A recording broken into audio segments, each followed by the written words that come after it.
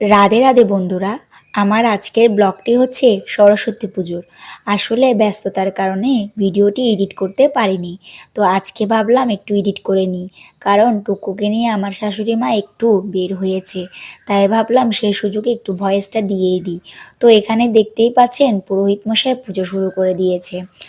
তো এখানে পুজো টুজো শেষ করার পরে আমি ঘরে চলে গিয়েছিলাম। তারপর ঘরে গিয়ে প্রসাদ পাচ্ছিলাম। এই যে মা সরস্বতীর প্রসাদ খাচ্ছিলাম। তো সরস্বতীর প্রসাদ খাওয়ার পরে এদিকে দেখেন টুকু, টুকু তো সেও খাবে প্রসাদ, সেও আমার থেকে প্রসাদ নিয়ে নিয়েছে। তো সবাইকে বলছিল যে দেখো আমি একটা খেয়ে নিয়েছি আর একটা নিয়েছি, প্রসাদ খাবো। এরপর আমরা বেরিয়ে পড়েছিলাম ঘুরতে।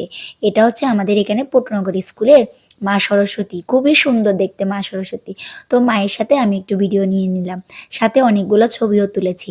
আর বন্ধুরা, আমাকে কেমন লাগছে তোমরা অবশ্যই কমেন্ট করে জানাবে। ভালো লাগলে একটা কমেন্ট করে জানাবে, খারাপ লাগলেও সেটাও বলবে।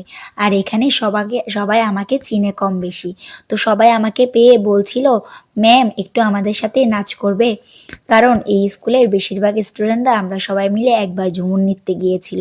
তো ওখানে সবার সাথে আমার পরিচিত হয়েছিল। তো সবাই আমাকে চিনে ম্যাম ম্যাম করছিল। তো তাদের আবদারে আমি একটু নেচে নিয়েছিলাম। কপিরাইটের জন্য গানটা দিতে পারছিলাম না। আমরা কোন গানে নাচছি তোমরা একটু কমেন্ট করে জানাইও তো। এরপরে আমরা সবাই মিলে চলে গিয়েছিলাম রবিশঙ্কর স্কুলে। তো ওখানে গিয়ে আমি একটি ভিডিও বানিয়েছিলাম, তোমরা অনেকে হয়তো বা দেখেছো আমার ভিডিওটি। এখানে প্রশ্ন ছিল, মা সরস্বতীর পুজো প্রথমে কে করেছিল? আসলে উত্তরটি কেউই বলতে পারেনি, শুধুমাত্র আমার একটি স্টুডেন্ট বলেছিল। তারপরে আমি সবার কাছে অন করো। দাদা একটা প্রশ্ন করতে পারি? বলুন। বলছি সরস্বতী পূজা প্রথম কে করেছিল? যাই হোক, দাদাও বলতে পারছে না। সবার থেকে উত্তর নেওয়ার পরে আমি বসে গিয়েছিলাম প্রসাদ খেতে।